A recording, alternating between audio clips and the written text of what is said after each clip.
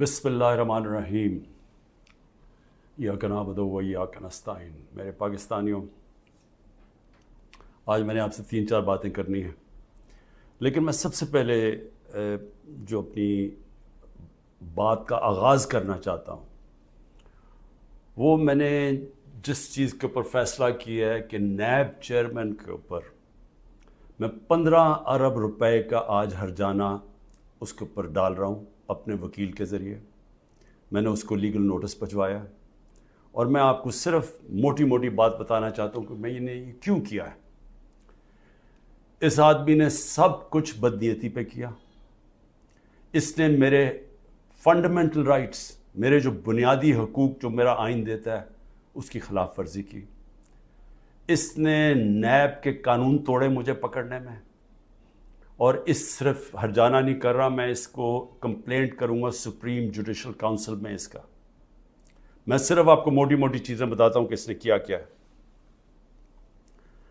28 अप्रैल को, ज़रा अब ये गौर से सुनना है, 28 अप्रैल को फैसला होता है कि मेरे ऊपर ये जो इंक्वायरी कर रहे थे उसको इन्वेस्टिगेशन में तब्दील करना है।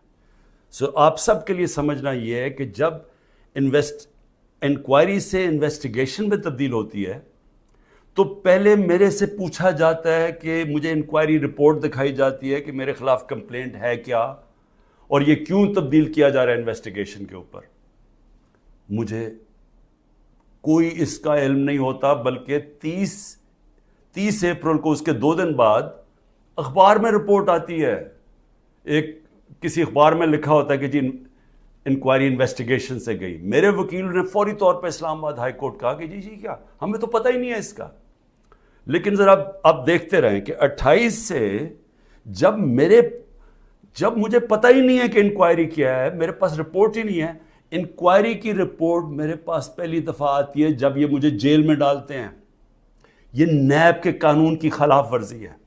अब बदनीयती देखें कि 28 को वो इन्वेस्टिगेशन करते हैं, 1 मई को मेरा वारंट निकल जाता है। 3 दिन के बाद मेरा वारंट निकल जाता है, और वारंट भी उस दिन निकलता है जिस दिन पब्लिक हॉलिडे होता है। 1 में पब्लिक हॉलिडे होता है। 8 दिन पता नहीं चलता कि मेरा वारंट है, छुपा लेते हैं वारंट को। और फिर उसको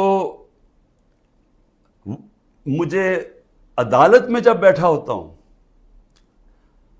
इस्लामाबाद की अदालत में जब बैठा होता हूं, तो तब पता चलता है कि मेरे ऊपर अटैक होता है रेंजर्स का। पुलिस क्यों नहीं? रेंजर्स आप तब इस्तेमाल करते हैं जब कोई बहुत बड़ा मुजरिम हो, जब कोई वो दहशतगर्द हो, या जब उसे कोई खतरा हो। मैं तो जब इस्लामाबाद 9 तारीख की सुबह को निकला था, मैंने वीडियो रिकॉर्ड की थी कि अगर आपने मुझे पकड़ना है तो आप मुझे वारंट दिखाएं और मुझे पकड़ लें। वो कोई ड्रामे ना करें जो मेरे घर पे बाहर आके इन्होंने किया। उसके बावजूद रेंजर्स से मुझे पकड़ा, तोड़फोड़ की गई, मेरे सर पे डंडा लगा, लोगों को मारा, खून निकला लोगों के। स्टाफ जो था उसको उन्होंने मारा, जो वहां बेचारा रजिस्ट्री ऑफिस का स्टाफ था। और फिर जिस तरह मुझे वो लेके गए, सारी दुनिया में वो तस्वीरें गई कि जिस तरह कोई मुजरिम को, दहशतगर्द को पकड़ के लेके जा रहे हैं। ये सारा नैब चेयरमैन के ऑर्डर्स के ऊपर हुआ। अब ये देखें, सेक्शन 24, जब आप अरेस्ट वारंट करते हैं नैब में, तो ये 4 चीज़ें होनी चाहिए आपको अरेस्ट करने से पहले कि ये 4 वजूहात होनी चाहिए जिसकी वजह से वो आपको अरेस्ट करते हैं। नंबर 1 कि बार बार मुझे नोटिस गए और मैं उसका जवाब ना दूं। मुझे नोटिस ही नहीं किसी ने भेजा, तो मैं जवाब क्या देता? तो पहला गलत। दूसरा कि मैं मफरूर हूं, कि मैं भागा हुआ हूं। मैं अदालत के अंदर बैठा हुआ, मैं मफरूर कैसे हूं? मैं तो हाई कोर्ट के अंदर बैठा हुआ था, वो भी गलत। तीसरा कि मैं एविडेंस को चेंज कर रहा हूं। एविडेंस सारी गवर्नमेंट के पास पड़ी थी। अलकादर की सारी एविडेंस, या वो एनसीए वाली, वो सारी उनके कैबिनेट पे पड़ी थी, और या इन्होंने सारी अलकादर की सारी चीज़ें मंगवा ली थी, वो इनके पास पड़ी थी। तो मैंने टेम्पर कैसे करना था, यानी मैंने उसको चेंज कैसे करना था, तब्दील कैसे करना था। और फिर बार बार एक चीज़ करता जाए आदमी, रिपीट करता जाए एक जुर्म, फिर उठाते हैं। تو ان چاروں میں سے بتائیں کہ کون سی میں نے غلطی کی تھی جو مجھے انہوں نے ایک دہشت گرد کی طرح جس طرح مجھے انہوں نے اٹھایا ہے، یہ چاروں ایک پوائنٹ بھی نہیں میٹ کر رہا تھا۔ اس کے علاوہ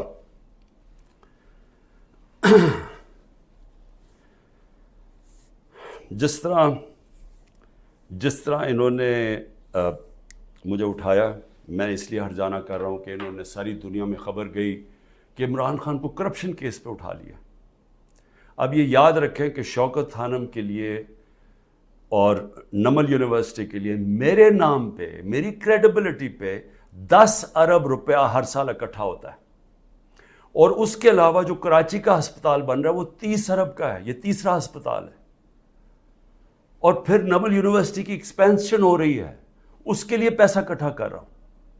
تو ایک آدمی کی جب ساری دنیا میں آپ نے اس طرح غیر قانونی طور پہ کیا تو ساری دنیا میں پیغام کیا گیا کہ عمران خان کسی کرپشن میں ملوث ہے، اور اس کی وجہ سے متاثر ہو سکتی ہیں یہ اربوں روپے کے جو میں ہر سال پیسے اکٹھے کرتا ہوں۔ اس لیے میں نے اس کے اوپر ہرجانہ کیا، اور اسی لیے میں صرف یہاں نہیں، میں سپریم جوڈیشل کاؤنسل میں اس کی کمپلینٹ کروں گا۔ یہ بدنیتی کے اوپر ہوا، یہ چھپا کے انہوں نے کیا، یہ پہلے سے پلان تھا، یہ انہوں نے مجھے ذلیل کرنے کے لیے کیا ساری دنیا کے سامنے۔ آرام سے بھی اٹھا لیتے، پولیس آ کے مجھے پکڑ کے لے جاتی، وارنٹ دکھاتی، میرے پاس کون سی وہاں کوئی فوج تھی یا لوگ تھے۔ تو آخر میں اس چیز کے اوپر میں صرف یہ کہنا چاہتا ہوں کہ یہاں سے پری پلان بنا ہوا ہے کہ کسی نہ کسی طرح عمران خان کو پکڑ کے تو جیل میں ڈالو، تو راستے سے ہٹا دو۔ یہ پوری تیاری ہے، 150 کیسز ہیں، اور اب یہ حالات ہیں کہ اتنا پریشر ڈالا ہوا ہے انہوں نے کہ میرے وکیل گھبرانا شروع ہو گئے ہیں۔ پہلے تو انہوں نے سارے کارکن پکڑ لیے ہمارے، اور میں خاص طور پہ وہ 10,000 کارکنوں کے اوپر آج بھی میں اپیل کرتا ہوں، ساری ہیومن رائٹس آرگنائزیشن کو میں اپیل کرتا ہوں کہ اتنا بڑا ظلم ہے کہ ان کو جیلوں میں بند کیا ہوا ہے، ان کو دہشت گردی کے اوپر رکھا ہوا ہے، اس کے لیے ایک شناخت پریڈ ہوتی ہے، اس کے لیے لازمی ہوتا ہے کہ آپ ان کو پروڈیوس کریں۔ وہ کہتے ہیں جی ہمارے پاس عملہ ہی نہیں ہے، وہ شناخت پریڈ ہوتی ہے، اس کے اوپر لے کے ہی نہیں آتی پولیس۔ ججز آرڈر کرتے ہیں وہ لے کے نہیں آتے، ججز کے آرڈرز وائلیٹ کرتے ہیں، اور پھر کئیوں کو اٹھایا ہوا ان کو پریزنٹ ہی نہیں کر رہے کیونکہ اوپر کیس ہی نہیں لگا رہے تاکہ ان کو عدالت بھی نہ لے جانا پڑے۔ لوگوں کو بند کیا ہوا ہے چھوٹے کمروں میں، گندے حالات ہیں اس کے اندر، کئیوں کے اوپر تشدد کیا جا رہا ہے۔ میں سارے پاکستان کے اندر، دیکھیں میں اس وقت سب پاکستانیوں سے اپیل کرتا ہوں کہ یہ جو ہو رہا ہے یہ یاد رکھیں کہ یہ ملک کو ادھر دھکیلا جا رہا ہے، وہ اس ملک کے اندر نفرتیں پیدا کی جا رہی ہیں، ایسی نفرتیں پھٹتی ہیں ملک میں۔ جب تک ایک پولیٹیکل پارٹی منظم رہتی ہے، ہم کوئی کسی قسم کا ہم نے آج تک 27 سال میں انتشار نہیں کیا۔ 9 مئی کو میں پھر سے ریپیٹ کرتا ہوں کہ سب کنڈیم کرتے ہیں، سارے، کوئی پاکستانی نہیں ہے جو وہ سمجھتا ہے کہ جو جلانا کیا، جو آرسن کی گئی، جو بلڈنگ جلائی گئی، یہ خاص طور پہ یہ جو کور کمانڈر کا گھر، سب اس کی مذمت کرتے ہیں۔ لیکن کیا کوئی تحقیقات انڈیپینڈنٹ نہیں ہونی چاہیے؟ اور کیا کوئی یہ نہیں کوئی آج تک کسی سے پوچھا کہ جو 25 لوگوں کو ڈائریکٹ گولیاں ماری گئی تھیں، نہتے لوگوں کو، کیا ان کو کوئی والی وارث نہیں ہے؟ کوئی پوچھے گا نہیں کہ انہوں نے کیا غلطی کی تھی؟ سب نہتے تھے، سب جو مارے گئے ہیں۔ یہ حالات ہیں آپ کے، اتنا خوف پیدا کر دیا ہے کہ وہ لوگ سامنے ہی نہیں آ رہے۔ ہم لوگوں کو جب کہتے ہیں کہ ہم نے آپ کو کمپنسیٹ کریں گے، ان کی فیملیز کو، کوئی غریب لوگ تھے، ایک بیچارہ سارا گھر سنبھالتا تھا، اس کو گولی مار دی، وہ اتنے ڈرے ہوئے ہیں ان کے گھر والے لوگ کہ وہ سامنے ہی نہیں آ رہے۔ اب ایسی فضا پیدا کی ہوئی ہے، چھپے ہوئے ہیں لوگ، کہتے ہیں جی ہم نے سامنے نہیں آنا۔ اور کارکنوں کا یہ حال ہے کہ ہمیں پتہ ہی نہیں پوری طرح چل رہا کہ کتنے کارکن اندر ہیں، کتنے جیلوں میں، کیونکہ وہ چھپے ہوئے ہیں۔ ہمیں یہی نہیں پتہ چل رہا کہ اصل میں کتنے لوگوں کو اس دن گولیاں لگی تھیں، کیونکہ ہمارے کارکن باہر ہوں گے تو بتائیں گے کیا، باقی یا چھپے ہوئے ہیں یا وہ جیل میں ہیں، اور جیل میں برے حالات کے اندر رکھا گیا۔ تو میں اس لیے نون لیگ کو بھی آج ایک بات کہنا چاہتا ہوں، اور پیپلز پارٹی کا بھی اور پی ڈی ایم کی پارٹیز کا بھی. دیکھیں یہ جو ہو رہا ہے نا, یہ یاد رکھیں کہ میں اس ملک کی اسٹیبلشمنٹ کو 27 سال سے میرا واسطہ پڑا ہے. آپ کو پتہ بھی نہیں چلے گا جب یہ بند کمرے میں پلان اے سے پلان بی پہ جائیں گے, آپ کو پتہ بھی نہیں چلے گا. تو جو آج آپ چپ کر کے یہ دیکھ رہے ہیں, یہ ظلم جو ہو رہا ہے, یہ آپ یہ سمجھ جائیں کہ یہ جب چینج ہوگا, کیونکہ چینج ہونا ہے, کیونکہ گورنمنٹ تو فیل ہو گئی ہے, اکانومی گر گئی ہے. آج جو ڈالر جس مارکیٹ کے اندر اوپن مارکیٹ میں 314 روپے کا ڈالر نہیں مل رہا, کیوں نہیں مل رہا؟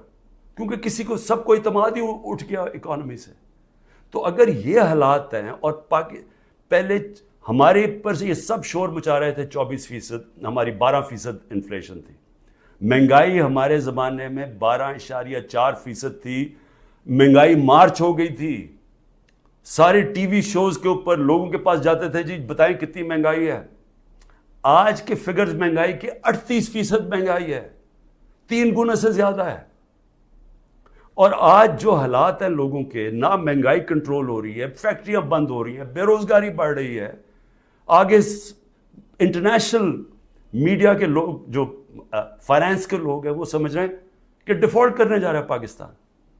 ان حالات کے اندر یہ اگر آپ سمجھتے ہیں پی ڈی ایم والوں کہ آپ بڑی دیر بیٹھے رہیں گے یہاں, میں آپ کو یقین دلاتا ہوں کہ جب پلان بی بنے گا, ہو سکتا ہے آپ ادھر پھنس جائیں. جو آج ہمارے سے ہو رہا ہے ہو سکتا ہے آپ سے بھی یہ ہو. اور یہ مجھے یہ کہنا کہ جی ہمارے زمانے میں یہ ہوا تھا, اس سے بڑا جھوٹ کوئی بول نہیں سکتا. مجھے یہ بتائیں کہ ہمارے زمانے میں کب یہ ہوا تھا؟ کتنے لوگوں کو تشدد کیا گیا جیل میں, کتنے گھر توڑ کے اندر گھس کے عورتوں کے سامنے اٹھا کے لے گئے, اگر وہ آدمی نہیں ملا تو ان کے رشتہ دار اٹھا کے لے گئے. کتنے گھروں میں ایسے ہوا تھا؟ مجھے یہ آج تک بتائیں کہ ہم نے کتنے دہشت گردی کے کیسز کیے تھے. مریم نواز نے جا کے جب پتھراؤ کروایا تھا نیب کے اوپر, کتنے دہشت گردی کے کیسز ہوئے تھے.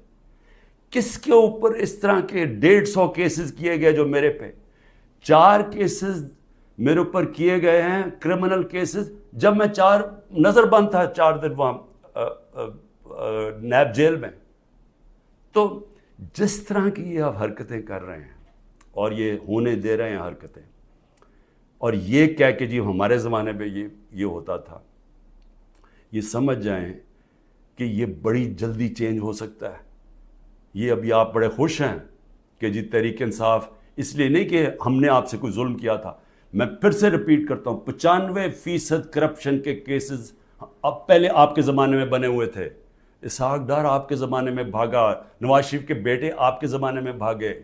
یہ جو کیسز بنائے ہوئے تھے یہ سارے آپ کے زمانے میں ہوئے ہیں.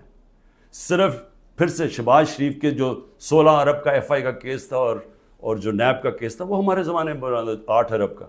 اور وہ میں آج بھی کہتا ہوں کہ اس سے کلیئر کٹ کیس ہے ہی کوئی نہیں. زمین کے قبضے جو چھڑوائے تھے وہ سارا لینڈ ریکارڈز کے دیکھ کے چھڑوائے تھے. ایک مجھے ادارہ, نہ پولیس آفیسر, کوئی آئی جی, کوئی مجھے آج ایف آئی اے کا آدمی مجھے ایک کہہ دے کہ میں نے کسی کے اوپر کہا کہ انتقامی کارروائی کرو, ایک مجھے بتا دے. کوئی مجھے بتائے جتنی ہم نے بھرتیاں کی ہیں وہ ساری میرٹ کے اوپر کی تھی. کتنے عمران خان کے رشتہ داروں کو امپورٹنٹ جگہوں پہ بیٹھے تھے. اور پھر میڈیا, ذرا میں میڈیا کے اوپر آ جاؤں, کیونکہ میڈیا میں ہمیں بڑی مار پڑی تھی سارا وقت. وہ گورنمنٹ, جس گورنمنٹ نے اس ملک کے اندر کرونا, دنیا مانتی تھی کہ کرونا کا سب سے زیادہ ڈیل اس کے ساتھ اس کو سنبھالا, دنیا مانتی تھی. ہندوستان میں حالات دیکھ لیتے, ارد گرد ایران میں حالات دیکھتے جو ہمارے 2 نیبرز تھے, اور پاکستان میں حالات دیکھتے. اپنے ملک کو جس طرح ہم نے نکالا ہے اور بڑی رسک لے کے, تو میں آج یہ سوال پوچھتا ہوں کہ ہمارے طرف اخبار اٹھا کے دیکھ لیں, جو ہماری مٹی پلیت کی گئی ہے میڈیا میں. اور ایک کیس ڈال دیجیے رانا ثناء اللہ کے اوپر, وہ ڈرگز کا کیس تھا. رانا ثناء اللہ کا اے این ایف نے کیس کیا تھا, جن کے اوپر ایک میجر جنرل صاحب بیٹھے ہوئے تھے. اور ہم نے کیبنٹ میں جب رانا ثناء اللہ کا کیس آیا, کیبنٹ میں پریزنٹیشن مانگی اس سے کہ کہیں غلط کیس تو نہیں کر دیا. اور انہوں نے ایک فریم بائی فریم بتایا کہ یہ کیسے یہ رانا ثناء اللہ پکڑا گیا تھا منشیات میں نے تو کسی کو نہیں کہا، نہ میری کیبنٹ نے کسی کو کہا. تو اس لیے یہ کہنا کہ آپ کے زمانے میں بھی کچھ تھا، ہمارے زمانے میں کچھ نہیں تھا. اور میں آج آپ کو آگے بھی بتا دوں کہ الیکشن جب ہوں گے، یہ میری آج پیشن گوئی مان لیں، جو مرضی کر لیں آپ، جیتنا تحریک انصاف نے انشاءاللہ. تو جب ہم آئیں گے، میں آج آپ کو انشاءاللہ ہم جب آئیں گے، میں آپ کو ابھی بھی یہ کہتا ہوں، میرے سے جو کیا ہے میں تو ان کو معاف کر دوں گا. مجھے قتل کرنے کی جنہوں نے کوشش کی میں معاف کر دوں گا، کیونکہ میں جو امتی ہوں وہ نبی صلی اللہ علیہ وسلم کا ہوں، اور انہوں نے اپنی ذات کے اوپر ہمیشہ معاف کر دیتے تھے. تو میری ذات کے اوپر جو بھی چیزیں میں معاف کر دوں گا. جو میرے گھر میں ہوا، میری بیوی اکیلی گھر میں، جس طرح گھر میرا توڑا گیا باہر سے، جس طرح اٹھا کے لے گئے، مارا لوگوں کو میرے گھر میں آ کے، میرے گھر کے اوپر جو حملے کیے گئے، جب میں تو معاف کر دوں گا. لیکن مجھے بتائیں کہ جن لوگوں کے اوپر اس وقت تشدد ہوا ہے اور ہو رہا ہے، وہ جب نکلیں گے، یا جو اعظم سواتی سے ہوا، یا جو شہباز گل سے ہوا، تو کیا وہ معاف کریں گے؟ کیا یہ جو عمران ریاض کو اٹھایا، یا جو ارشد شریف، یہ جس طرح اس کی کیا فیملی معاف کرے گی؟ کیا یہ جو ورکرز جب نکلیں گے جن کو جانوروں کی طرح رکھا گیا ہے، کیا ان کو پتہ ہے کون کون سے؟ اور پولیس والوں نے زیادہ تر اچھا برتاؤ، ان کی بری رپورٹس نہیں ہیں، نامعلوم افراد نے زیادہ ظلم کیا، لیکن کئی گلو بٹ جو انہوں نے شامل کیے، کیا ان کو معاف کر دیں گے؟ جنہوں نے 25 مئی کو کیا، ہم نے چپ کر کے بیٹھ گئے، ہم نے کسی کو سزا ہی نہیں دی جب 25 مئی کو انہوں نے ظلم کیا تھا. تو کیا اب ہم معاف کر دیں گے؟ یہ جو ورکر جب نکلیں گے وہ ڈیمانڈ نہیں کریں گے کہ جن سے ظلم کیا گیا؟ تو اتنے انتہا پہ جو آپ لے کے جا رہے ہیں، یہ یاد رکھیں کہ کہیں پلان بی بن گیا تو آپ اسی جگہ پہ پھنس جائیں گے. اور میری میڈیا سے، اب میں پھر میڈیا سے پوچھتا ہوں کہ اب تو انہوں نے مکمل طور پہ عمران خان کا نام ہی اب نہیں لے سکتے اب ٹی وی چینلز پہ، یہ اب نئی چیز ہے. اگر عمران خان کا ٹی وی چینلز پہ نام نہیں لے سکتے تو اب میں سوچ رہا ہوں کہ ٹی وی چینلز پہ گفتگو کیا ہوگی شام کو. میں اور بھی سوچ رہا ہوں کہ اس کا مطلب مریم نواز کی تو اب تقریریں دکھائی نہیں سکیں گے، کیونکہ اس کی تقریر ہی ختم ہو جائے گی اگر اس میں عمران خان کا نام نہ ہوا. یعنی اس طرح سے کیا ملک میں کیا لوگ اتنے بیوقوف ہیں کہ اگر آپ یہ نہیں کریں گے تو اس سے وہ بھول جائیں گے لوگ P T I Imran Khan کو. میں پھر سے آپ سے کہتا ہوں کہ یہ جو لوگوں سے کیا جا رہا ہے، ہمارے لوگوں سے جو میرے سے کیا جا رہا ہے، میں اپنا اس لیے نہیں زیادہ بات کرتا کہ ٹھیک ہے میں تو تیار ہوں ہر چیز کے لیے. پہلے تو رانا ثناء اللہ کہتا ہے کہ عمران خان کی جان کو شدید خطرہ ہے، ٹی وی پہ جا کے کہتا ہے. پھر میرا جو انچارج تھا کرنل عاصم یہاں کا سیکیورٹی کا، اس کو وہ غائب ہو جاتا ہے. جو گاڑیاں جو پروٹیکشن دینے والی جو بلٹ پروف ہیں، وہ سوائے ایک کے باقی ساری وہ 3 جو گاڑیاں تھیں وہ غائب ہو جاتی ہیں، ان کو پکڑ کے امپاؤنڈ کر لیتے ہیں. پھر ارد گرد اس وقت جو ہمارے قریب تھا اس کے پر وارنٹ نکال دیے. تو یہاں خالی پڑا ہوں، میں اکیلا بیٹھا ہوں، 2-3 ہمارے پاس لوگ رہ گئے. اور پھر آتے ہوئے اب لوگ ڈرتے ہیں، کیونکہ اگر کوئی یہاں آئے گا تو ان کو ڈر ہے کہ باہر کوئی انفارمنٹس پکڑے جائیں گے، تو وہ بھی آئسولیٹڈ ہوں، وکیل صرف آ سکتے ہیں. لیکن میرا سوال یہ ہے کہ کیا اس سے میں پیچھے ہٹ جاؤں گا؟ اور پھر جو حربے استعمال کیے گئے، مجھے بڑا افسوس ہوا کہ رات میری بھانجی کا خامد، جس کا کوئی تحریک انصاف سے تعلق نہیں ہے، اس کا جو باپ اور فیملی وہ ساری نون لیگ میں ہے، اس کو کل رات اٹھا کے لے گئے. تو ایک بہن کے گھر میں چھاپے مارے ہیں انہوں نے گھر جا کے. تو یہ جو ساری حرکتیں ہیں، کیا اس سے عمران خان پیچھے ہٹ جائے گا؟ اور پھر میں نے ایک کمیٹی بنائی جس میں پرویز خٹک اور اسد کیسر تھے. ان کو دعوت ملی جی کہ ہاں اسٹیبلشمنٹ سے کیا ہے ہمارے سے بات چیت کریں. وہ ادھر جاتے ہیں، ادھر ان کو سیف ہاؤس میں بٹھا لیتے ہیں. وہ ابھی بھی جب تک مجھے خبر آ رہی ہے ابھی وہ سیف ہاؤس میں بیٹھے ہوئے ہیں.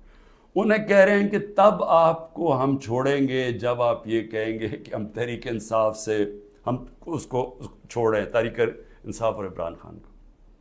تو اصل میں یہ جب آپ یہ حرکت یہ جو کر رہے ہیں، کیا آپ کو سمجھ ہے کہ آپ لوگوں سے کیا پوچھ رہے ہیں جب آپ کہتے ہیں کہ آپ تحریک انصاف سے علیحدہ ہو رہے ہیں؟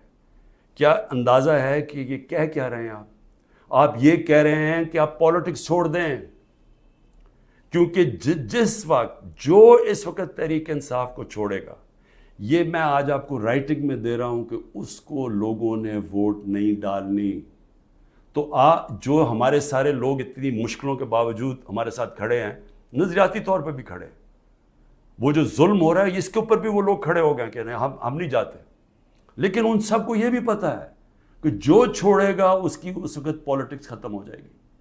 تو یہ جو ان دونوں کو، ہمارے سینئر لوگوں کو، میں نے تو اس لیے کہا تھا کہ بات چیت شروع کریں گے، وہ بات چیت کرنے گئے ان کو ہی بٹھا لیا، تو اس کا مطلب کہ بات چیت نہیں کرنا چاہتے۔ اس کا مطلب یہ کہ یہاں فیصلہ ہوا ہے بند کمروں میں کہ پارٹی کو ختم کرنا ہے، عمران خان کو اکیلا کر دینا۔ عمران خان اکیلا ہو چکا ہے، عمران خان کے تو ارد گرد اب کوئی بھی نہیں ہے، نہ میں کسی کو ٹیلی فون کر سکتا ہوں، نہ میں کسی سے بات کر سکتا ہوں، کہ سب چھپے ہوئے ہیں، یا جو میری سینئر لیڈرشپ ہے ان سے مشاورت نہیں کرتے، وہ سارے جیل میں ہیں، یا انہوں نے کہا کہ ہم جی پیچھے ہٹ رہے ہیں، ہم پالیٹکس سے پیچھے ہٹے۔ تو کیا میں سوال یہ پوچھتا ہوں کہ چلیں عمران خان کو تو آپ نے آئسولیٹ کر دیا، کیا یہ پاکستان میں اس کی بہتری ہو رہی ہے؟ یہ ہمارا ملک کے لیے بہتر ہے؟ ہماری جو اکانومی بیٹھتی جا رہی ہے، جو غربت بڑھتی جا رہی ہے، بے روزگاری بڑھتی جا رہی ہے، مہنگائی بڑھتی جا رہی ہے، کیا یہ اس سے ٹھیک ہو جائے گی؟ کیا اندازہ نہیں کہ یہ جو بھی سوچ رہے ہیں، جو بھی یہ سوچ ہے اس کے پیچھے، کیا وہ آگے پاکستان کا بھی سوچ رہے ہیں؟